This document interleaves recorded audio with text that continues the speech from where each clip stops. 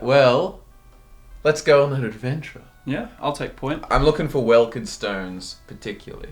I'm assuming the entrance is down this little middle part, so I'm going to have a nice little stroll.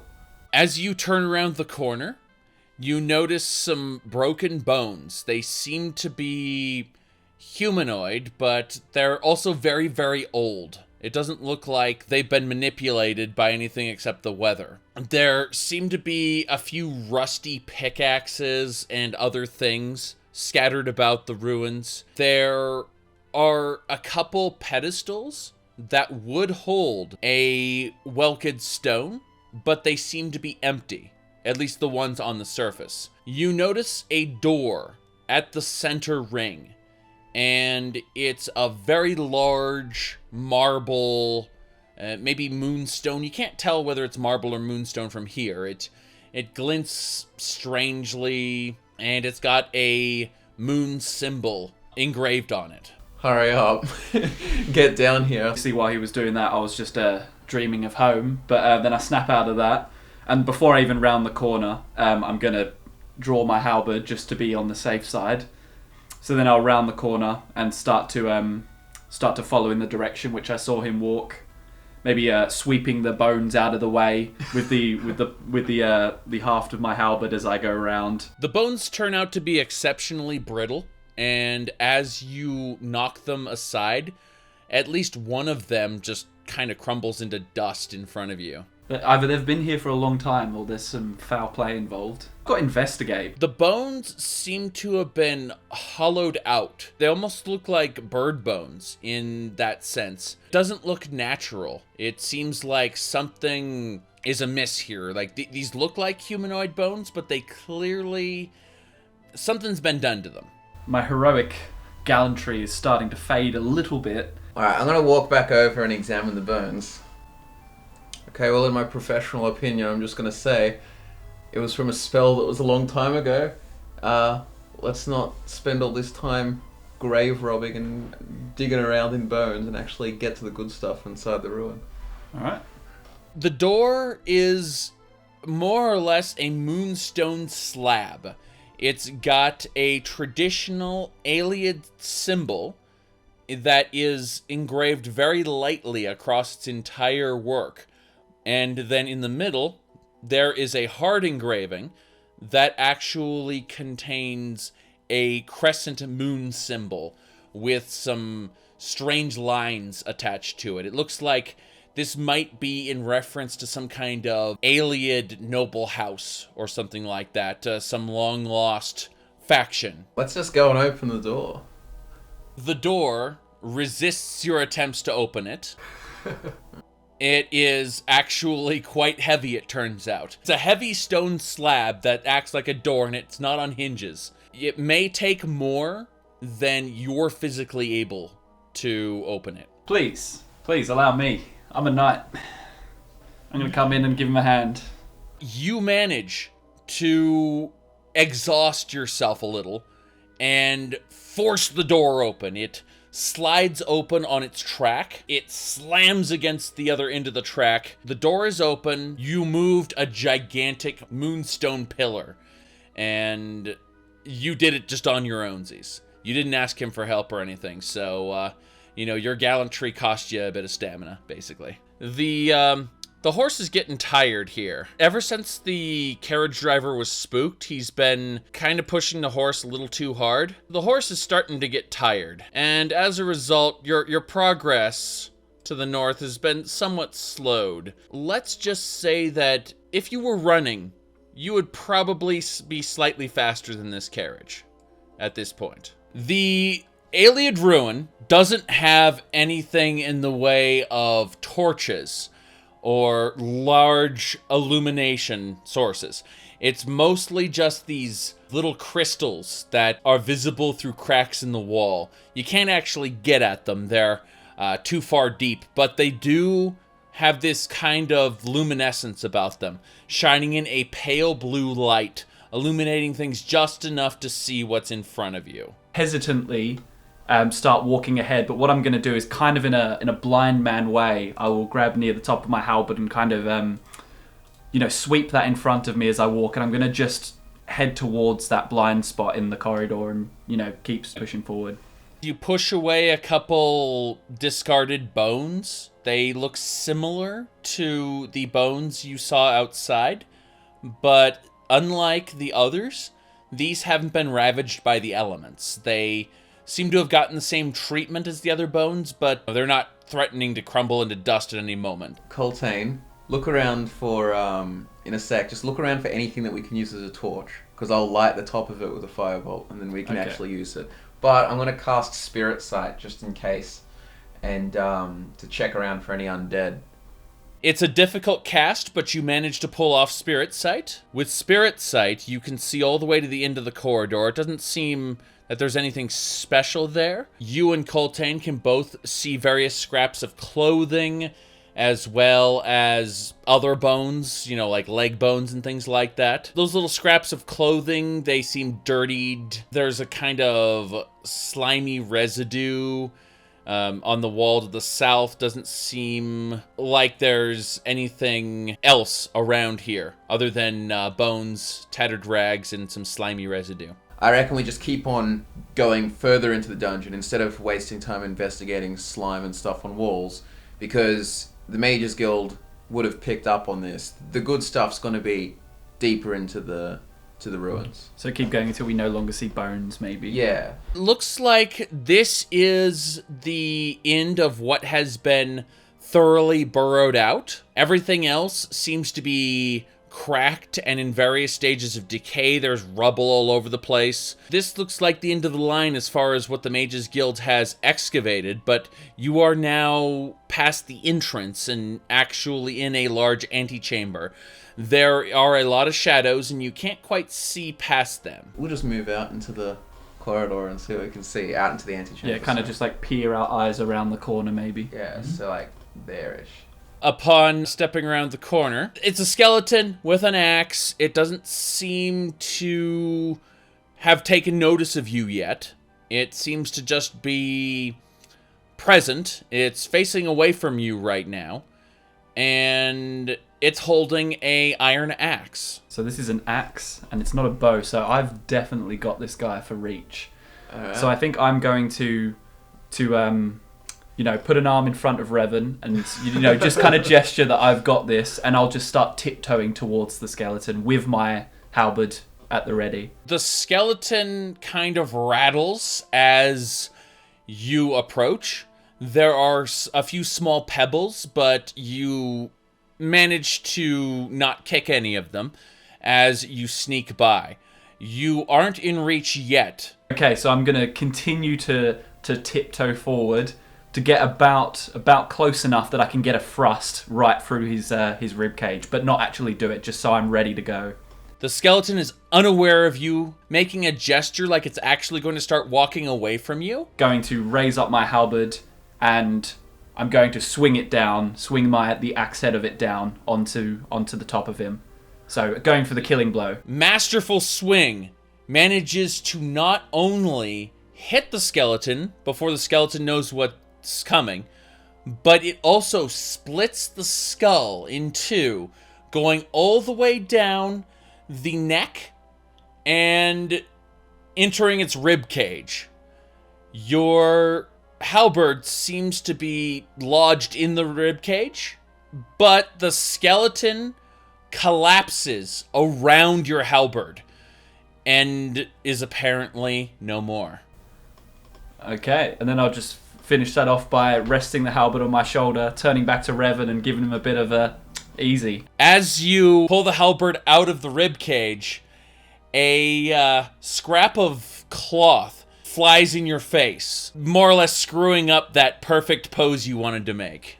I'll just, try and shrug it off and look cool still and throw that rag on the ground. I just look over and sneer at you as the overgrown monkey you are. In the skeleton's remains, you see an iron axe. You also see some bone meal and a few other what look like dull gemstones. Like, nothing really important or shiny looking. I have got an idea. You could grab one of those bones, wrap the cloth that just dropped around the top, and then I could light that on fire and you could use it as a makeshift torch. Depending on this may be something worth testing, but it could be a waste of magicka. We could, rather than just having it burn away really quickly, we could try putting some slime on the rag around the bone and see if that slime is flammable. That might last a while. Yeah. If we investigate, maybe. I'm going to pick up a bone with my left hand and pick up a rag with my right, and then turn around and start walking back towards Revan. So I've put my halberd back on my back. The slime seems to be oozing from some moss on the ceiling. It reeks not quite the smell of manure, but definitely worse than what you'd expect from a sanitary place. I'm now having second thoughts about wanting to touch the stuff, but I don't think it is. You don't think it's going to be flammable? Yeah. Why not just use the rag? Slime. Well, the rag's going to burn away really quickly, isn't it? Sure, I'll investigate it. All right. Move your character appropriately and state your intentions. Alright, I'm going to move over next to Coltane while he's looking at the slime, and I'm going to use my superior Telvanni knowledge to see if I know anything about it. So, not only does the slime seem to be rank, and it seems to be produced by mold, but according to what lore you've read regarding the excretions of mold, this would actually be a fire retardant. Okay. Well, let's rub the rag on it then. So as you hold up the rag, you notice a crest on the rag itself. The crest bears the same moon and symbols. You can only make that out barely because number one, it's dark, and number two, there is it's mostly crumpled up in Coltane's hand. You know, before I dip it in the slime, I'll lift it up and stretch it out and have a look and see the symbol and think, this could be quite valuable. It could be an heirloom or something. And then I'll shrug and toss it in the slime. And then I look at you like you're an idiot because it's just a rag. As you hold up the rag, you see a series of arrows. 2 arrows up, 2 arrows down, and an arrow to the left, underneath the crest. Maybe this is a combination for something, some kind of locked door. Or maybe this is more valuable than to be set on fire. Ah, cool. Perfect memory.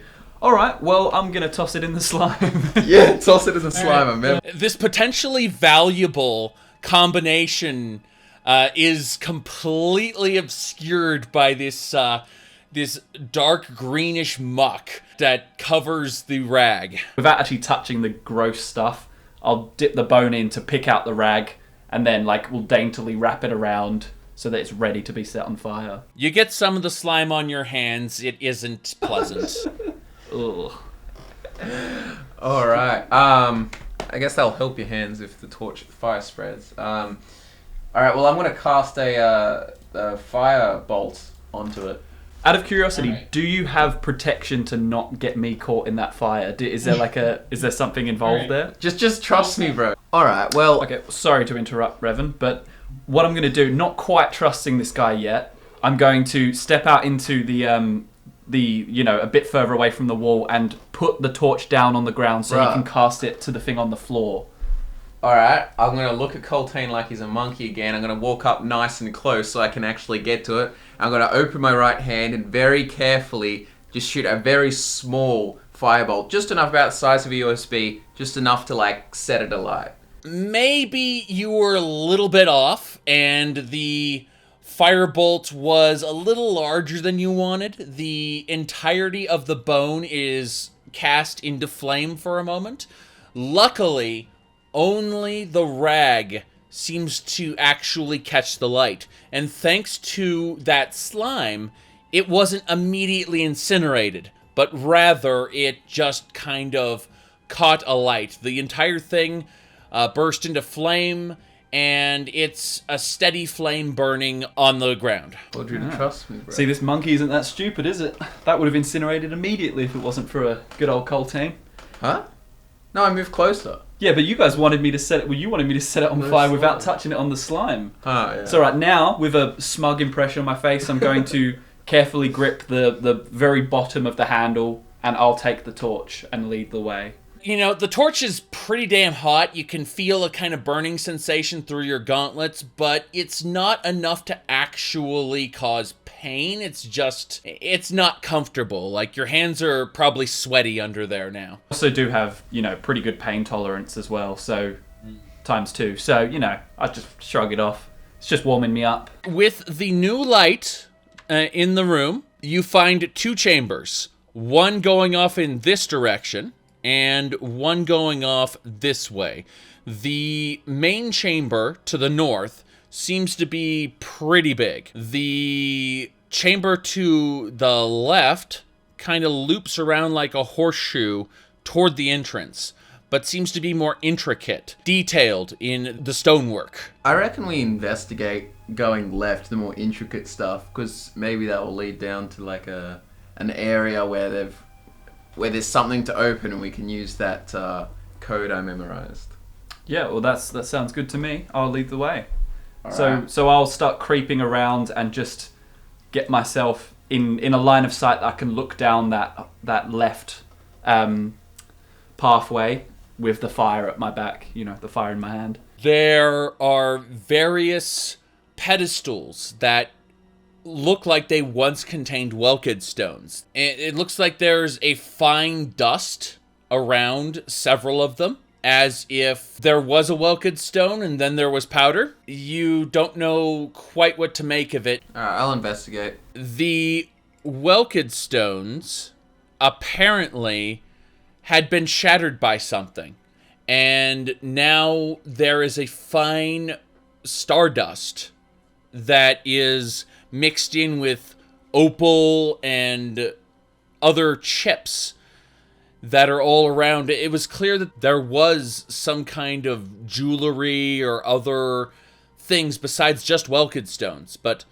that whatever it is have long since been shattered. Whatever tables or other wooden furniture were here, there's only splinters that remain.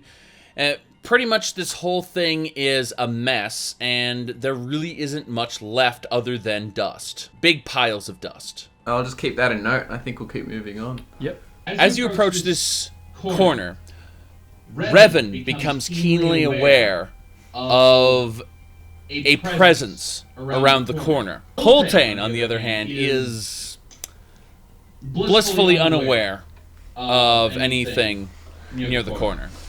Alright, so I guess that means I'll just keep walking. Well, without hold on, anything. mate. I like whispered to you, like, All right. there's something going on. You fucking oaf. Yeah, I knew that. What I suggest is we see this little pillory corner here thing. We just put the torch down for a second, and then you can just like leaning off so it doesn't go off light, and get your halberd out because you need 2 hands for that. Okay. All right. So we'll do that. I'll go and place down the torch just here, rather than drawing the attention of whatever it is Revan's heard, and then I will get out my halberd and gesture to you to come over so we can go around the corner. All right, and then we'll just sort of creep around this corner. This corner leads down a very wide staircase into a large chamber. There is what looks like a glowing crystal that's inside a cage to the north. In addition, there is creaking sounds coming from that vicinity, although in shadows, not very much can be seen. I'm imagining like that Oblivion creaking. It's probably just more skeleton. Yeah. So I don't know. Just whispering, I say I kind of think it might be a better idea for me to toss that torch out into the cavern, so it might light things up for us, and we can hang back. So then, yeah, all right. Do you want to like maybe summon a scamp or something? A little extra companion. Well, that could totally give away our element of surprise, though, if he doesn't like me. I just could throwing a torch at them.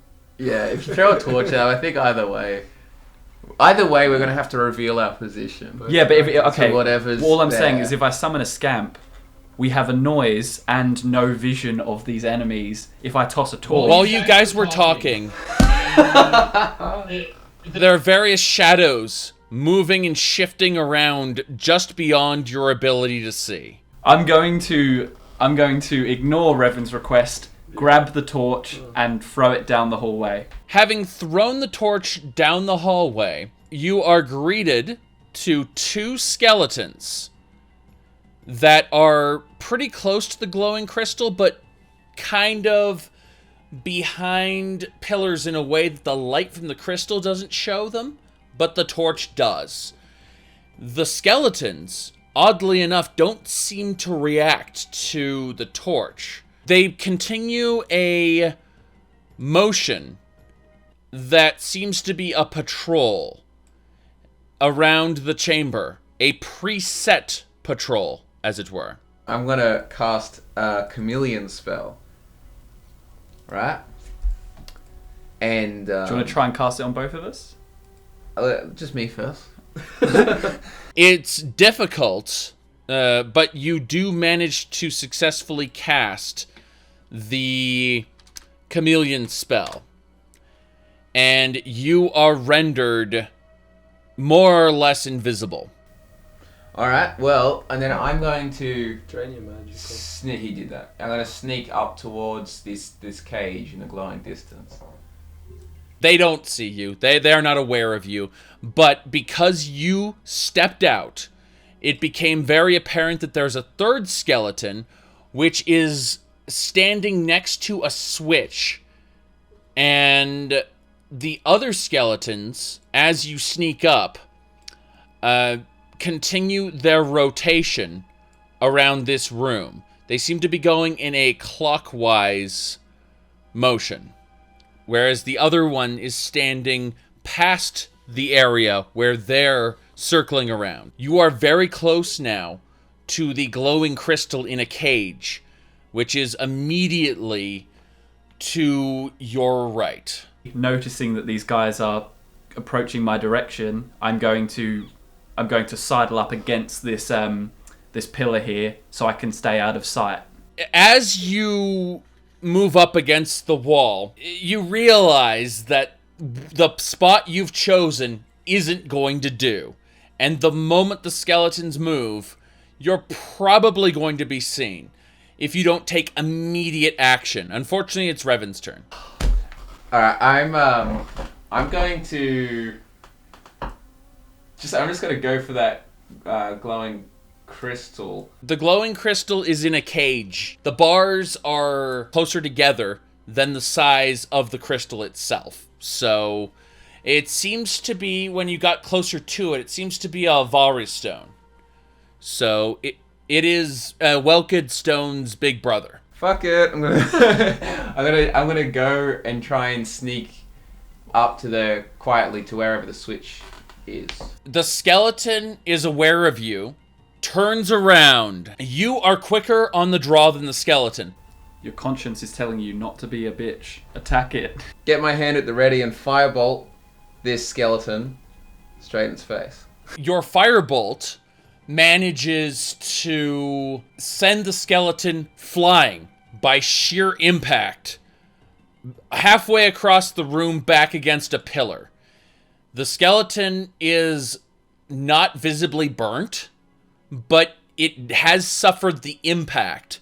And the back of its skull, you think you heard a cracking noise when it hit the wall. Either way, the other skeleton immediately notices and takes one step in your direction. However, for whatever reason, because this skeleton was on line of sight from this one, they are connected now. They know that you're here.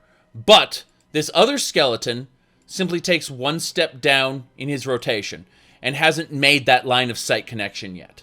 So the third skeleton is still poised to make his rotation. So as this second skeleton who has made the vision, Is he now heading towards the skeleton who got pushed? Yes, he took one step toward them already. Okay, well, I'm going to try and react to whatever the hell just happened and go for a sneak attack while it's facing the other way. Impale this thing in the back of the rib cage and just, like, you know, stop it from being able to move any further and hopefully get the jump on it. The skeleton notices you, spins around, grabs your halberd with its hand, makes a creaking noise as it lifts its axe up to strike you. Let go of my halberd and drop to the right of the blow. Try and Matrix-style dodge it. You successfully dodge the skeleton's attack. Although you have been disarmed. I'm gonna do what I gotta do. I'm going to cast a spell. Yeah, summon Daedric Halberd. The casting was complex. It was done on the fly without any preparation. It was just you went for it and it was successful. A Daedric Halberd materializes in your hands with a kind of eldritch roar, as you can tell that this thing is not happy.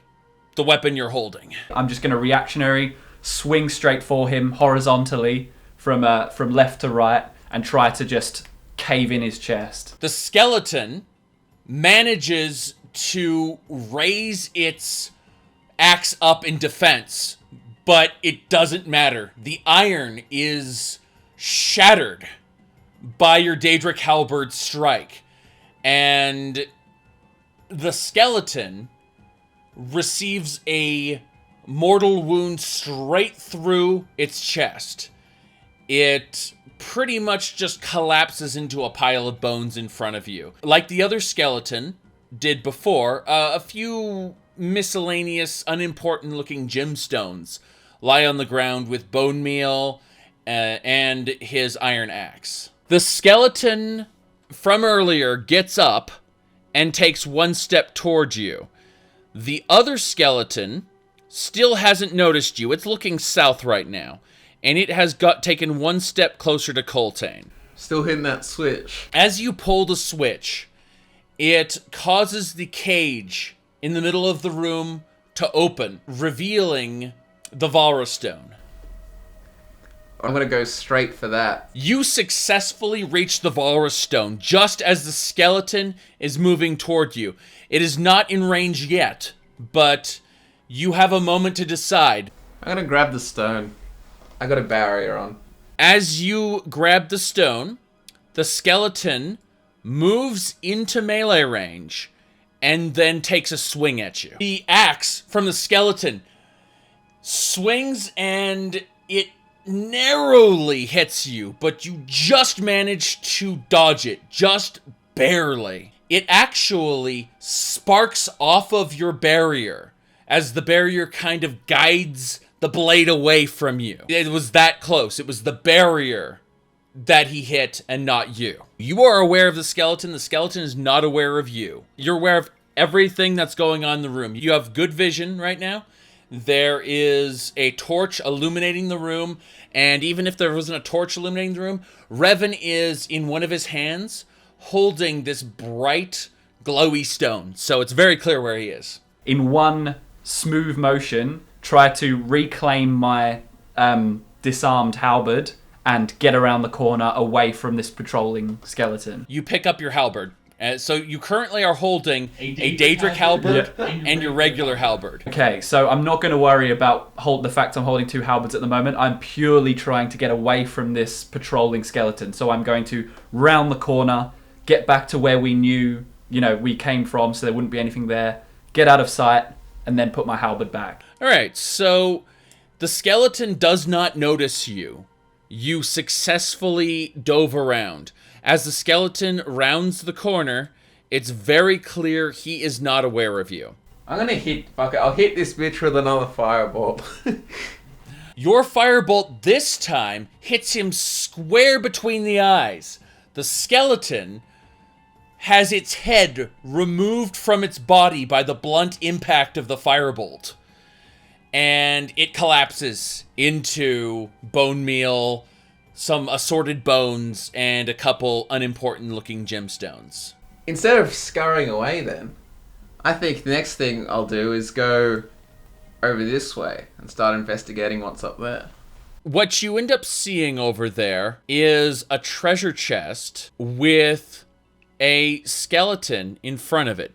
The skeleton has a dagger going through its skull, and it doesn't seem to be all that affected by it. It's still standing there, and it's wielding what looks like a low quality, very, very broken Dwemer sword and Dwemer battle axe. Your lore skill provides you no explanation as to how this skeleton in an Ayleid ruin has Dwemer stuff. I should still have Chameleon on, shouldn't I? Yes, you have Chameleon on. The skeleton is completely unaware of you. You see a few tripping hazards and other things that if you touched would make noise that could potentially alert the skeleton. I'm gonna one up this sitch. I'm gonna use Rising Force, a levitation spell. You successfully cast Rising Force, which causes you to levitate. All the burdens of what you're carrying no longer tire you out or anything. You are pretty much just gliding through the air under your own power. I'm gonna float myself over to about here, and I'm gonna wait for Coltane to hurry his ass. I know my friend is in there, so I'm going to do exactly what I did before. I'm going to, finish off sheathing my iron halberd and keep my Daedric halberd out. I'm going to round the corner and try and get a sneak attack on this oblivious skeleton. The skeleton turns around and he swings his axe in a way that deflects your halberd. Neither of you managed to get a strike in. Rather, it was a stalemate. I'm going to instinctively, even though it might not be the best thing to do against a skeleton, bring my armored knee up into his groin. All right. Go ahead and roll a D100 plus your strength. Crush his pelvis. Yes, exactly. My strength is 23. The strength is 23. It's a hold on. 23 plus 2. Okay. Yeah. So 25. D100 plus 25. Yeah, 25. 80. Okay. Let's see here. We're going to give him a 100 to defend himself. 39. The skeleton is sent backward. He actually took some damage from that knee. His pelvis is cracking now. He is not dead. He is not broken by any means. But you can see the cracks in the bone shattering outward from that spot. He is still there, able to fight you, but you've definitely damaged him. Notice those cracks and drive the point of my halberd right into his pelvis. The skeleton swings its axe downward, slamming your halberd into the ground. Then it steps forward, ready to take an additional strike at you. The skeleton strikes at you almost immediately with an upwards twisting swing of its axe.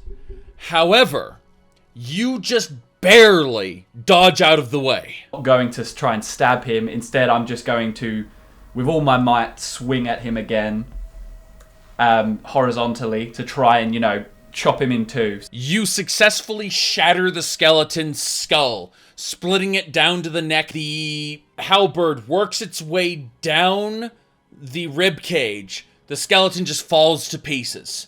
And several of those bones again resting on your halberd. However, the creature is clearly dead. Only bone meal, a handful of bones, and a couple unimportant looking gems remain. I'm sitting up there, kind of invisible and floating, and I'm going to just shoot a fireball from the sky straight at this skeleton.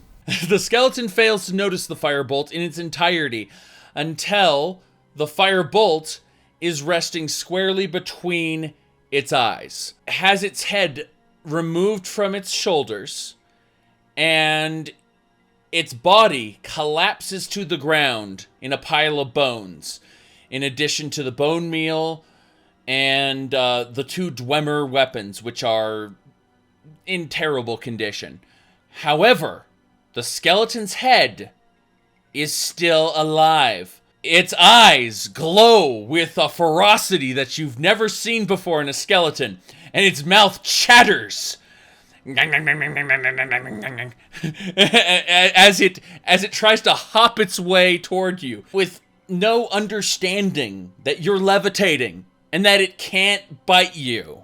It's trying to bite you nonetheless. From my levitating position, I'm gonna get my my oak staff out, and I'm gonna sort of Happy Gilmore this this head across the side of the room. The skeleton bites into your oak staff, and through some kind of weird, impossible circumstance, it actually spirals around, starts hopping along the staff up toward you. What the fuck? This is your end. The skeleton head bouncing along your staff manages to reach you and actually takes a bite out of your clothes. It doesn't seem to be able to do any kind of damage to you, but it is very annoying. So it can't do any damage to me. No. Well, I'm just gonna float over to the chest and let it gnaw on the edge of my robe. I'm due for some new robes anyway, so I'm going to head over towards the chest with this retarded little skull fucking biting at my... All right, your robe shows no sign of being eaten through thus far. Cool. So now I'm at the chest. Yeah. Yes. I'm gonna investigate and sort of see what the situation is with the chest. The chest seems to have these weird little switches, and they can go in 4 directions, each of them. Alright, Mr. Perfect Memory here is gonna use what he memorized on that cloth before and give that a whirl and see if that opens the chest. The chest pops open. Awesome, what's inside the chest? Inside the chest is what looks to be an obscure tome. It's bound in leather, and it has the symbol, bears the same crest. In addition, there seems to be a couple potions of questionable contents, and a gemstone like the ones that the skeletons have been dropping. Okay, I guess I probably need to deal with this skull. Having these ancient teeth, like chomping over and over and over, we're talking like 4 times a second, okay? At your robe, has actually kind of scuffed it a bit. That's all. The skeleton skull has a dagger sticking out of it. Alright, well what I'm going to do is I'm going to grab the dagger that's sticking out of its head, and I'm going to try and pull it off as it's chattering, and it should loosen because it's constantly opening and closing its mouth. The skeleton manages to take a few threads of your cloak with it, but it does come loose. And the dagger does seem to hold it, as it's just sitting there chattering at the end of your blade that you now hold. A closer inspection of the skeleton, its fiercely glowing eyes are actually gemstones, identical to the ones that the other skeletons have been dropping. You have one hand where you're holding a staff, you have another hand where you're holding a dagger with a chattering skull attached to it. You just have to know that your hands are occupied, but other than your hands being occupied, there's nothing stopping you from doing anything right now. I'm just gonna sort of turn around and float over there. Is my chameleon spell still on? Yeah. Because all Coltane's gonna see is a floating head. Initially, Coltane sees a floating skeleton head chattering through the darkness. I'm going to get in a defensive stance and wait until it gets a bit closer, but I'm ready to swing. Revan gets closer, you see his outline materialize from the shadows. His chameleon spell wasn't quite enough for your keen sight, but that was mainly because you were so fixated on the fact that there was indeed a chattering skeleton in front of you. Revan, is that you? Say something now or I'm going to start swinging. I got your present. Here, have a skull. Oh, okay, wait. Hold still. Are they gemstone eyes? Yeah. Oh, okay, right, hold it still. What I'm going to do is I'm going to carefully put out my halberd and try and scoop the gemstones out of the eyes as he holds it chattering. The gemstones seem to resist you doing that. They're pretty tightly put in there. You might have to pry really hard to get him out. Yeah, with my Daedric halberd, I'm going to really, really try and knock those gemstones out of the eyes. As you pop one of the gemstones out, the skeleton stops chattering immediately. The other gemstone stops glowing, and they revert to what look like these useless, generic gemstones that have been scattered around the dungeon every time you kill a skeleton. Well, I think now that we've seen what they're capable of, I'm going to pick up the one that fell out of the head and give it a proper look over. There seems to be nothing extremely special about it to a normal examination. Maybe a magister might know more, but yeah, there's really nothing special about this. It just looks like some kind of cheap glass knockoff that you'd use to trick someone into thinking that you're selling them something expensive. I'm pocketing this gemstone. I don't know what the hell it does, but looks like we're done here. Was there anything back there of use? Yeah, there was. There was this tome with similar symbols, which I'm gonna have a look over later, and there was also these potions, which I'm gonna have a look-see, an investigation later. Maybe we'll find an alchemist. Oh, so nothing for a night? No, there was some. The thing had some swords and stuff, but they were in poor condition. Weren't weapons. Oh, whatever. I don't really fancy going back in the dark. Let's turn back. There was a wagon, and there was an Argonian in that wagon, and the wagon was heading north. It headed north and north and north. The driver isn't really in a good place. You can hear him coughing and hacking and wheezing sometimes. Like the fact that the cart kind of goes off the road a little and then gets back on. It's pretty much time to take advantage of this rest stop here, which is pretty much what he does. He detaches the horse, hooks it up to this log here, and there's a small stream running through here. So the wagon is currently unsupervised. If his other campsite was any indication, it would only be for a few minutes, but he's giving the horse time to rest, and more or less just grumbling to himself about how stupid everything is. Ral is going to get out of the wagon, and he has been bumped around a lot. Okay, so he's pretty pissed off. He's not in the best mood. But he's going to get out of the wagon. Okay. Scott wants blood. An Imperial guard shows up, and he doesn't actually care that you're getting out of this guy's wagon.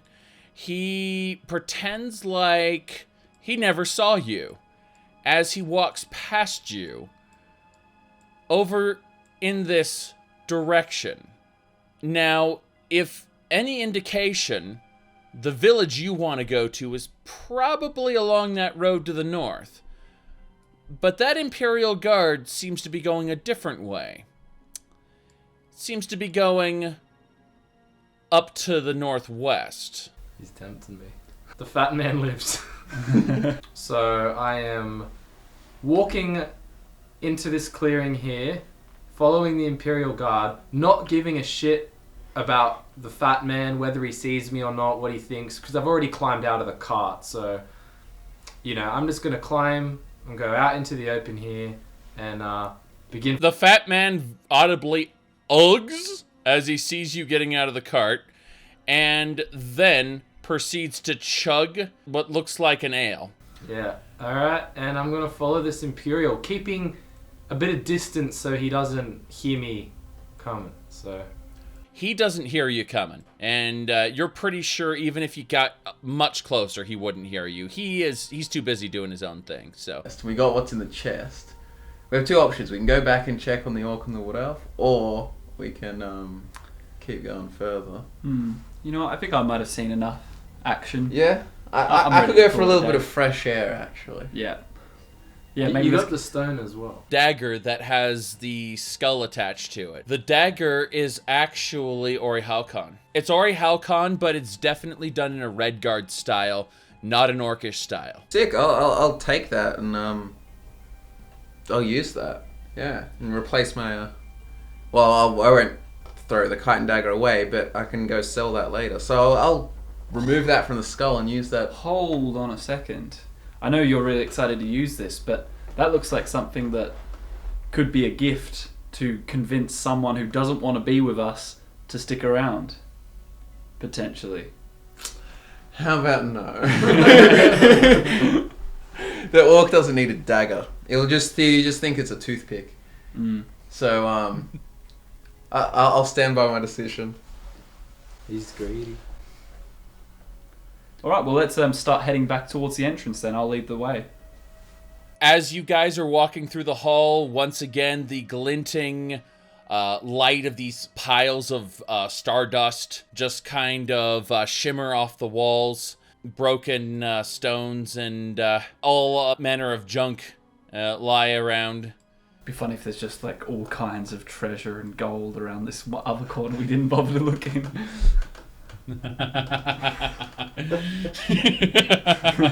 totally unguarded by anything. The Imperial soldier that Ral was following pushes through the brush into a clearing, a very large clearing that has various people around it. It seems like there is a Red Guard and a Nord, both looking like peasants, and the Imperial Guard walks up to them and nonchalantly starts talking to them about supply problems. It's not something you can make out really. You just heard the word supply problem, and you really can't hear the rest of it from where you are. He's definitely talking. You're definitely not hearing it. But you're in the bushes. No one can see you. Don't really find their conversation all that interesting. So, peering out of the bushes, I'm going to claw past the leaves and step out into the open. Mm-hmm. And being quite curious as to where I am, I'm actually going to head around to the front of this building. There is an Imperial Guard on watch at the entrance to this particular structure, but on watch is an exaggeration because you're pretty sure you hear snoring. Okay, well, I am going to try and sneak past. Going to walk very slowly. You've confirmed, just by looking at him, that he is asleep, leaning against the wall. When he's clearly at his post, but not quite doing his job. There is a very, very large tower in front of you, and it seems to spiral upwards quite a bit. There are a few corners you really can't see. But yeah, it's a very large tower, and it just seems to spiral upward. I'm going to head to the right. You can also see an orc and a Khajiit that are having a casual conversation. They don't really give a shit if you're there or not. But they're having a casual conversation. They don't seem to notice you, and they don't seem to be in duress. They seem to just be casually talking. So the Imperial Guard on post there at the entrance does not see you. So he just happened to be looking in the wrong direction as you were passing by. So the tower continues up clockwise, and it is a long series of stairs rotating around. You don't see any evidence of anyone else here leading up the staircase on the outer ring, and it seems pretty empty at the moment. So there is a room immediately to your right. It contains nothing more than a small table with some food. Alright, well, I'm gonna go eat some food. I'm actually pretty hungry. There's a large chunk of cheese and what looks like some potato soup. Yum, so I'm gonna eat it.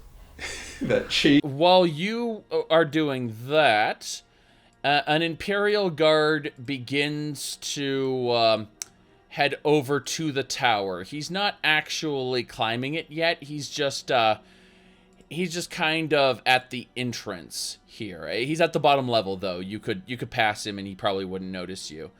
But the other Imperial Guard moves up to meet him as well. Alright, I'm gonna keep going up this tower. Did Alright. you take a bite of the cheese before you went up? Alright, yeah, the cheese has been eaten.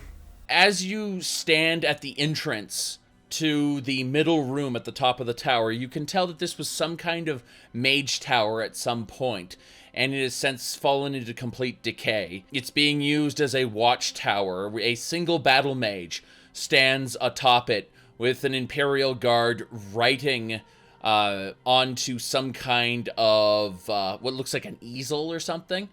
Some kind of painter's tool. It's been repurposed, and he's writing things that the battle mage is saying. You can't really hear what he's saying, but standing at the entrance to this chamber, you don't seem to notice anything major except for what looks like a set of dresser drawers on the northern wall, and the attention of the battle mage is clearly out over the balcony across this great wilderness. It's time for an assassination. Okay, well, I'm gonna enter the room to get a bit better perspective of what's inside. So I'm gonna very carefully sneak on in. Now that you can see in here, there is some pretty basic Imperial armor. There's a couple sword racks which have basic iron weapons. There is what looks like a magic circle kind of in the northeastern corner. So it's very clear that, a lot of magical transportation happens here. There is a chest of dresser drawers directly on the northern wall. You can't see what's in it, but it looks like it was just taken from someone's home. It has no earthly place being here with all the ornate stuff. I'm going to sneak over and stand on this teleportation circle. There's some dialogue that's going on between the two of them. The battle mage informs the soldier that the red line has moved and is receding, and that within about a week they should be able to get all their soldiers in here. The Imperial Guard immediately starts writing that down. Neither of them pay any heed to the fact you're in the room. You've gone completely unnoticed, and moving on to the teleportation circle, it doesn't seem to be doing anything. It's inactive. Hold the battle mage hostage and tell him that you have to kill the Imperial Guard, then get the battle mage and say, teleport me. Go back to the wagon, sit in the back. Open the drawers, see what I can see. It's very clear once you open the drawer that it's filled with not only a couple money pouches, but also several what looks like miniature bars of gold. They're called slips, and they're basically too pure to be septum coins. They're just like raw gold. They have a weird kind of little vibration to them, like they may be enchanted or something. Oh shit. Steal it. I'm gonna pick up all of the coin sacks. Just for fun, let's take one of those gold slips and see what happens. As your hand touches the slip, you can feel the vibration in your hand, and then suddenly it stops. There is an eerie silence across the area as nothing happens. Yes. Alright.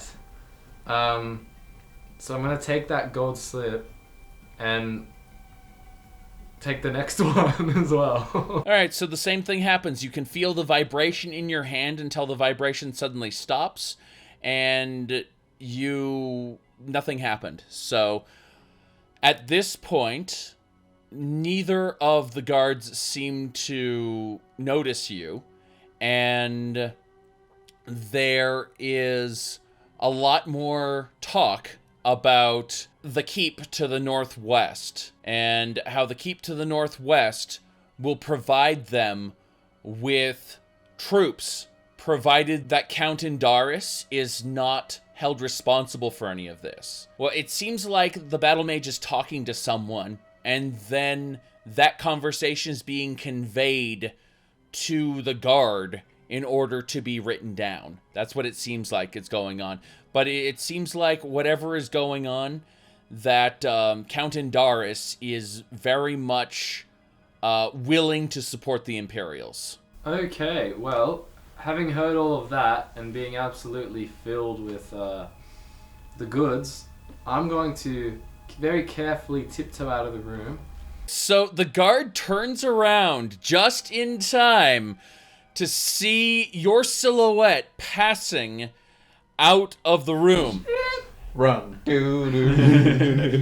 As you run, he apparently moves to follow you. So he hasn't seen you yet. He's only seen shadows going around corners. But it's very clear that he's chasing someone. He knows someone's there. Someone's been watching. Someone's been listening. And this is a big deal. So he's shouting, "Stop!" Alright, I'm going to keep on the move as best I can with that athletic skill. You've left him in the dust. I mean, he is huffing and puffing to keep up with you. He's actually one rotation behind you. All right, so they did not see you. You managed to sneak right by them. With more of, now that I've outrun the other one in there, I'm keeping pace, but I'm trying not to look ridiculously suspicious now because there are more people in sight, such as the orc, and I don't want to wake up the Imperial Guard outside.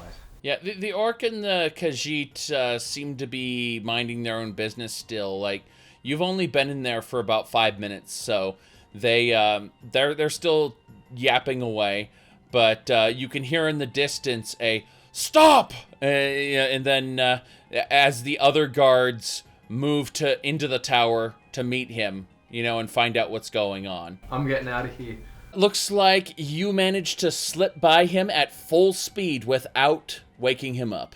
The orc has set up a makeshift campfire, and there seems to be a cloth just thrown over the elf so that he doesn't have to look at him. There's a very, very good smell. It seems to be a roast rabbit that he's cooking on a what looks like one of those bones that had been sitting around. I'm actually, what I'm gonna do is I'm gonna say to our orc friend, while we were in there, we happened to find an orcish dagger in the middle of that Aelid ruin. Do you wanna show him, Revan? No.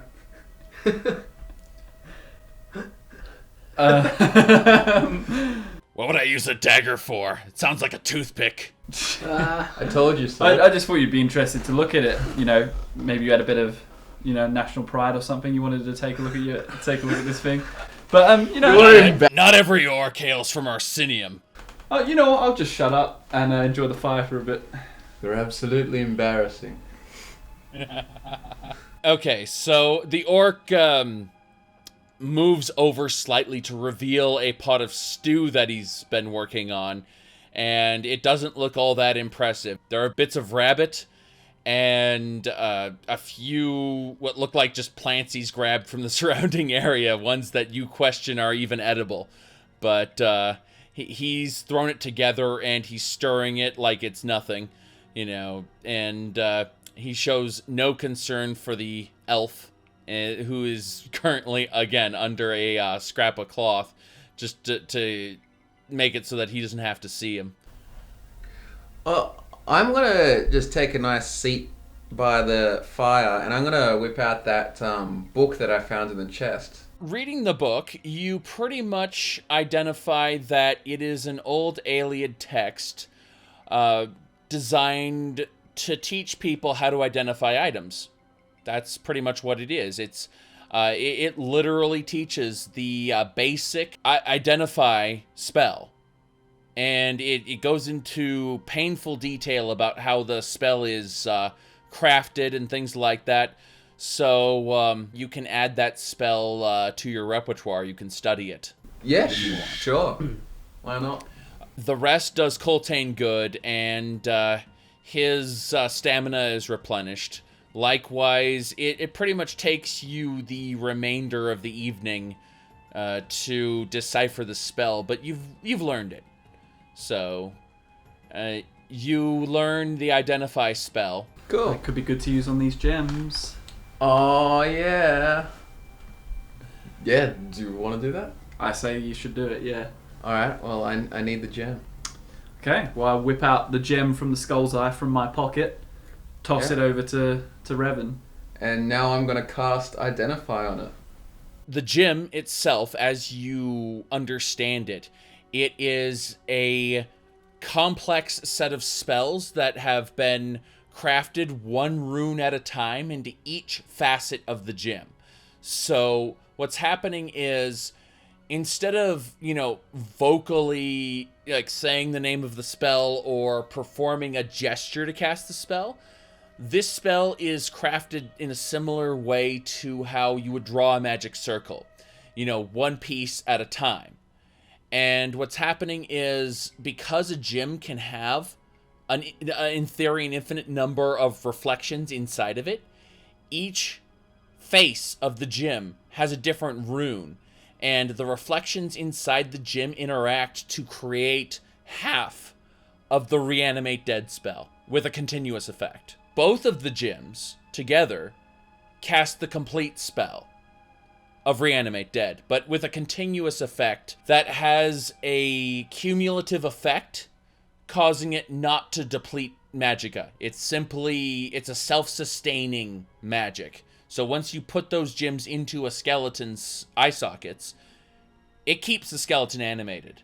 If I inscribed my name in a rune in this gem, when we use it to reanimate a skeleton, I may be able to control it. Okay, and we'd need 2 in order to get the skeleton. All right, Revan, well, do you want to nip back in and grab another one? Because I'm quite cozy here. How about we wait till the morning or something? I'll chill out for a bit. So, you managed to escape the Imperials, and they don't seem to be following you. You think you're in the clear. Now that I'm in the clear, I am going to go investigate what this is. So I'm going to walk over to the corner of this stonework over here and see what I can view from where I am. You see a big old pile of rubble there. Oh, cool. Alright, then I'm going straight around the corner, nice and carefully. And there is a whole lot of nothing. There seems to be a few wild grasses and things like that. You immediately notice one of them, there's a blue flower there, and that could be used to make a healing potion. Okay, well, I'm gonna take that blue flower. Okay, so you managed to pick 1 petal from 2 of the flowers and 5 petals from the other ones. So you actually have, you add to your inventory 7 blue flower petals. Cool. It's intense. This is big. Yeah. Alright, let's keep moving this way and see what I can see. You hear a squeaking noise coming from this wall. Okay, I'm gonna climb over it. As you climb up to reach this, you are immediately ambushed by a rat. You are on top of the wall, and a rat jumps into your face. Yeah, it has leapt from the ground 9 feet in the air. 9 feet in the air to get you in the face. This is. Have you ever heard of a rodent of unusual size? Yes. That is kind of what this is. It has gleaming red eyes, and all you see right now are a pair of fangs in front of your face. Oh no! The rat I got creamed. bites into the snout of your nose, and it's currently stuck there. You start to bleed. And he falls backwards and breaks his neck, and that's the end of the story.